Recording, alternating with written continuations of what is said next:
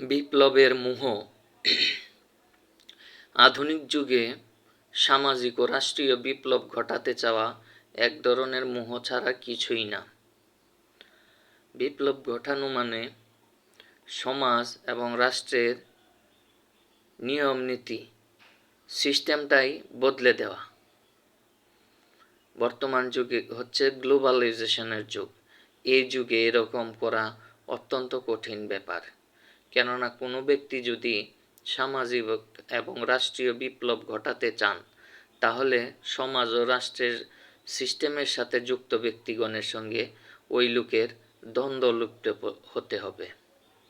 এই দ্বন্দ্বের কারণে যিনি সামাজিক ও রাষ্ট্রীয় বিপ্লব ঘটাতে চান, তিনি জীবনটাই দুর্বিষহ হয়ে উঠবে।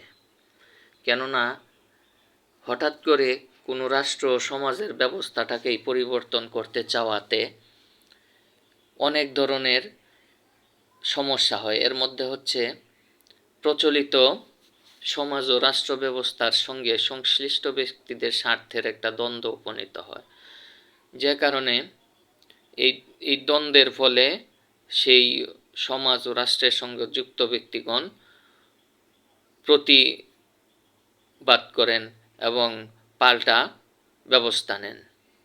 এজন্য হঠাৎ করে কেউ যদি সামাজিক বিপ্লব অথবা রাষ্ট্র বিপ্লব ঘটাতে চান, তাহলে সেটা এক ধরনের মোহে পরিণত হয়। যেমন চে গুয়েভারা, তিনি ছিলেন একজন চিকিৎসক। মানুষের সেবা করবেন, মানুষের রোগ নিরাময়ের ব্যবস্থা করবেন। এগুলোই হচ্ছে একজন চিকিৎসকের মানব সেবা। চে গুয়েভারা যদি চিকিৎসার সঙ্গে সংশ্লিষ্ট থাকতেন, তাহলে যে কোনো দেশের যে কোনো সমাজে গেলেও তিনি মানব সেবা করতে পারতেন। কিন্তু তিনি বিপ্লবের মোহে আবিষ্ট হয়ে রাষ্ট্রবিরোধী কাজে লিপ্ত হয়েছিলেন।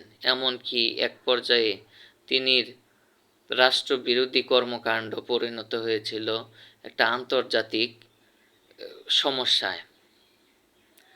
যেমন আমেরিকার সিআইএ চে গুয়েভারার বিরুদ্ধে সক্রিয় হয়েছিল, তেমনিভাবে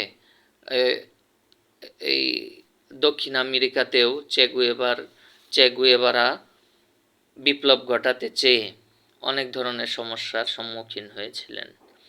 এমনকি শেষ পর্যন্ত চে গুয়েভারাকে চোর ডাকাতের মতো জীবনযাপন করতে হতো। কী লাভ এই ধরনের বিপ্লব ঘটাতে চেয়ে?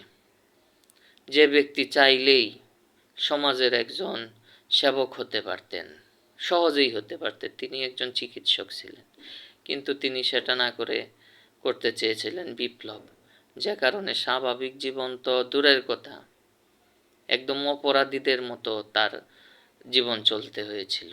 কী লাভ হলো এতে? আসলে এই গ্লোবালাইজেশনের যুগে সমাজের বিপ্লব ঘটানো, রাষ্ট্রের বিপ্লব ঘটানো, এগুলো একটা মোহ ছাড়া আর কিছুই না। একটা সময়ে যারা সমাজ বিপ্লব, রাষ্ট্র বিপ্লব ঘটিয়ে ক্ষমতা দখল করতে চাইতো, ওরাই এখন নিয়মতান্ত্রিক গণতন্ত্রের মাধ্যমে রাজনীতি করছে। বাংলাদেশ, ভারত সহ অন্যান্য যে সকল দেশে বিপ্লবী কর্মকাণ্ড একসময় ছিল, সেই দেশগুলোর বিপ্লবীরা এখন সেই বিপ্লবের মোহ ত্যাগ করে বর্তমানে গণতান্ত্রিক রাজনীতি করছেন।